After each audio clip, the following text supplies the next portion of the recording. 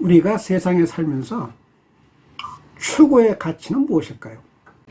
표현은 달리할지 모르지만 대부분의 사람들은 세상에서의 성공, 그 다음에 소유를 두고 어떤 행복의 조건이다 라고들 많이 말합니다. 금방 말씀드린 성공의 어떤 모습이라는 게 그런 게 있죠. 어떤 사람은 대통령도 되고, 어떤 사람은 국회의원도 되고, 어떤 사람들은 또 대형 교회에 그야말로 폼나는 목사도 되고, 그게 성공일 수 있겠죠.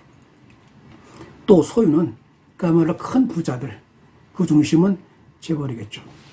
재벌이나 등등 어떤 성공과 소유를 두고 행복의 조건 혹은 행복의 가늠자다라고들 많이 말합니다. 그런데 그게 진정한 행복일까요? 이런 말 할 땐 조심해야 됩니다. 왜냐하면 자칫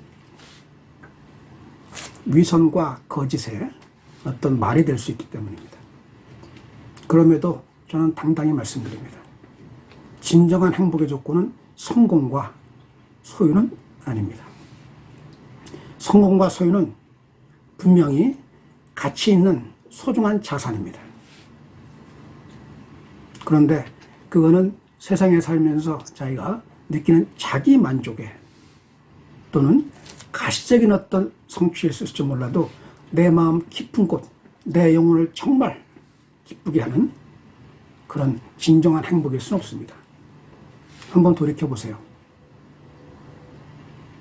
성공의 어떤 정점이라고 하는 대통령 중에서 특히 한국에서 볼 때 행복한 대통령이 있었나요? 초대부터 지금까지 한번 쭉 돌아보세요. 그 임기 동안은 정말 속된 말로 폼나게 잘 살았나 모르겠습니다. 근데 어떤 사람도 마지막 순간 정말 행복했는가? 라고 물어볼 때 어떤 사람도 행복했다고 말하기 힘들었을 겁니다. 한국의 대통령들. 재벌도 그래요. 겉으로 볼 때는 얼마나 화려합니까? 얼마나 폼납니까? 얼마나 부럽습니까? 그런데 얼마 전에 미국에서 있었죠. 한국에 있었던 뭐 이름은 말하지 않겠습니다. 뭐 말하지 않아도 아시겠지만 한국 게임 산업의 창시자였고 40대 아주 젊은 그야말로 그 지사님이 한국의 재벌 다 통틀어서 10손가락 안에 꼽히는 젊디 젊은 창업주. 미국에서 자살했어. 40 초반에 애가 이제 1살, 2살짜리 애 남겨놓고. 왜 그랬을까요? 그렇게 많은 어떤 성공과 성취와 소유가 다 있었는데도 무수히 많은 사람들이 그 마음속 깊은 곳에 진정 내가 행복하다, 나는 행복하다라는 어떤 흔들리지 않는 단단한 마음이 없었기 때문입니다. 정말 자기를 감싸는 그 행복이 없었기 때문입니다. 왜 그럴까요? 그렇게 많이 소유했고 세상이 우러러보고 부러워하는 그런 성공과 성취를 누렸는데 왜 정작 그 사람 자신은 그 마음속에 어떤 고통과 고뇌를 안고 그렇게 사라져갔을까요? 여러 사람들이 말합니다. 많은 성공을 했고 성취했고 많은 걸 소유했던 사람들이 한마디로 마지막 순간에 이구동성으로 말합니다. 진정한 행복은 그게 아니었다. 그 모든 건 나를 나름대로 떠높여주고 세상이 나를 그렇게 바라봐주는 어떤 그런 자산이 있었을지 모르지만 진정한 행복은 다른 게 아니라 관계라고 말합니다. 관계. 좋은 관계. 내가 나 자신과의 관계, 내가 내 가족과의 관계, 이것도 매우 중요합니다. 그걸 넘어서서 내가 형제와의 관계, 이웃과의 관계, 내가 다른 사람들의 관계, 다시 말해서 외롭지 아니할 때 서로가 서로를 사랑해주는 관계, 내가 너를 사랑하고 네가 나를 사랑하면서 서로 사랑하는 그 관계에서 진정한 행복이 있다고 말합니다. 저는 100% 동의합니다. 공감합니다. 다시 반복해 말씀드립니다. 우리에게 진정한 행복은 좋은 관계에서 세상에 살면서 우리가 느끼는 진정한 최고의 가치는 이런저런 말할 거 없습니다. 행복입니다. 내가 진정 행복하냐가 되는 게 그게 우리가 최고의 가치를 누리는 겁니다. 그리고 그 행복은 다름 아닌 관계에서 비롯됩니다. 우리가 육신의 생명을 지고 세상에 살면서도 이럴진데, 우리가 성도로서, 그렇다면 우리가 그리스도인으로서 우리에게 최고의 가치, 최고의 행복은 무엇일까요? 그렇습니다. 아버지이신 하나님, 절대자이신 하나님과 더불어 우리는 그를 사랑하고 그로부터 사랑을 받는 것입니다.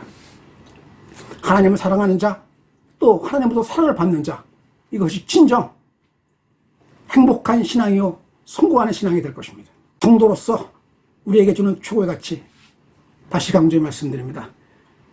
하나님을 사랑하는 자, 또 하나님의 사랑을 받는 자입니다. 그런데 우리는 신앙생활하면서 줄곧 하나님을 사랑하는 것보다는 하나님께 사랑받는 것에 많이 집착합니다. 그렇지 않습니까? 저는 오늘 인용했던 설문조 구절을 보면서도 한동안 그렇게 생각했습니다.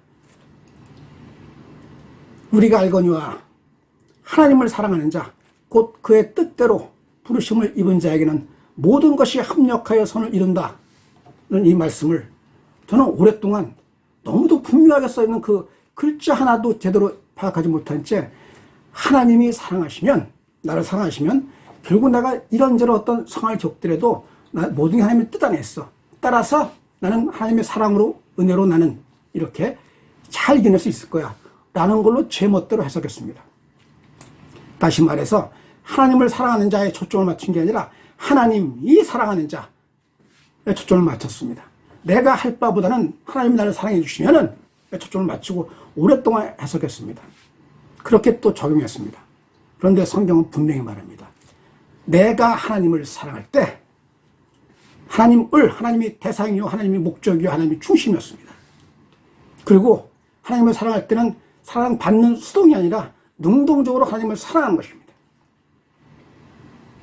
하나님을 사랑하는 자, 다시 한번 기억하십시오. 하나님을 사랑하는 자, 진정한 성도, 하나님을 아버지로서, 하나님을 절대자로서, 하나님을 우리의 구세주로서 사랑하는 자, 그에게는 모든 게 합력과 하나님의 뜻을 이룬다. 하나님의 뜻을 이루는 거, 그에게 하나님의 뜻을 이룰 때 그것이 우리가 느끼는 신앙 최고의 가치일 것이요, 그것이 진정한 행복일 것입니다. 그 행복이 무엇입니까? 성경은 말하지 않습니까? 하나님 나라는 성령 안에서 뭐라고요? 의와 뭐라고요? 기쁨과 평안이니라. 우리가 하나님을 사랑하면서 우리에게 주시는 그 은혜로 말미암아 우리는 진정 성도로서, 하나님의 자녀로서, 존귀한 존재로서 우리는 행복한 존재가 될 수 있는 것입니다. 사랑이라는 말은 너무도 많이 듣는 말입니다. 기독교 신앙의 특징은 다들 말하잖아요. 기독교는 사랑의 종교다 라고 말합니다. 그리고 우리가 잘 알고 있습니다. 사랑의 종교로서 기독교 종교는 절대 계명이 있다, 완전 계명이 있다. 그 계명은 이중사랑 계명이다 라고 말합니다. 무엇이죠? 전부 다 알고 있습니다. 이미 첫째, 마음을 다하고 뜻을 다하고 힘을 다하여 하나님을 사랑하라. 1계명이요. 또 같은 계명으로서 너희는 서로 사랑하라. 형제사랑, 이웃사랑이라고 되겠습니다만 그 말씀은 예수께서 말씀하실 때 서로 사랑하라는 말씀으로 통일하셨죠. 이미 익히 알고 있는 말입니다. 사랑. 저도 숱하게 사랑 타령합니다. 그럼에도 불구하고 반복해 하는 건 아마도, 그리고 솔직하게 말씀드리면 저한테 지금 가장 뭐라고 표현해야 될까요? 너무 구차하게 말씀드리고 싶지 않습니다만 실로 부족하고 정말 다가가고 싶은 거는 사랑하는 자가 되고 싶은 겁니다. 저에게 가장 부족했던 거는, 지금 제 나이도 이제는 어린 나이, 젊은 나이가 아닙니다. 돌이켜보면은 젊었을 때 교만과 어떤 헛된 탐욕과 등등으로 많이 겪어봤습니다만, 그런 것들, 그래 성공하지 못했고 가진 게 없고 소유가 없다, 여기에서 오는 어떤 그런 자괴감, 이런 게 문제가 아니라 정말 아픈 거는 특히 요즘 많이 느낍니다. 내가 사랑하는 자인가? 내가 진정 내 주변을, 내 형제를, 이웃을 사랑하면서 지금까지 살아왔는가? 돌이켜볼 때 아니었습니다. 모든 것의 중심이 제가 있었고 나를 위해서 사랑했고 나를 위해 사랑을 받기로 원했던 거였습니다. 제가 성도로서 또는 사역자로서 제가 가야 할 첫걸음, 그리고 반드시 해야 되는 것은 사랑하는 자가 되어야 되는 겁니다. 그래요. 그렇다면 사랑하는 자라는 건 우리 기독교 신앙에서 말하는 사랑하는 자는 어떤 걸까요? 기독교에서 말하는 사랑의 특징은 뭡니까? 다른 종교하고 다른 기독교 신앙하고는 정말 아름다움이 있습니다. 그것은 다른 종교에서는 그렇게 들합니다. 어떤 종교도 그 신을 사랑하라고 말하지 않습니다. 제물을 바치고 종교의식을 통해서 신을 떠받드는 게 중심이었습니다. 그런데 기독교 신앙의 특징은 우리 신앙, 유일신 하나님, 아버지를 믿는 우리 신앙의 특징은 제물을 바치는 종교의식이 아니라 하나님이 예수 그리스도께서 우리에게 주신 계명, 서로 사랑하라는 계명을 지키는 순종입니다. 그래서 오늘 성경 인용했던 성경에서 말씀하시지 않습니까? 하나님을 사랑하는 자 말씀하시고 요한일서, 요한사도는 분명하게 말하지 않습니까? 눈에 보이는 바 형제를 사랑하지 못하는 자가 눈에 보이지 않는 바 하나님을 사랑할 수 없느니라 라고 말씀하십니다. 그렇습니다. 기독교 사랑의 특징은 사랑이며 그 사랑도 종교적으로 의식을 통해서 어떤 열정하면 한국 기독교 교인만큼 열심히 있습니까? 그토록 새벽 기도 잘하죠.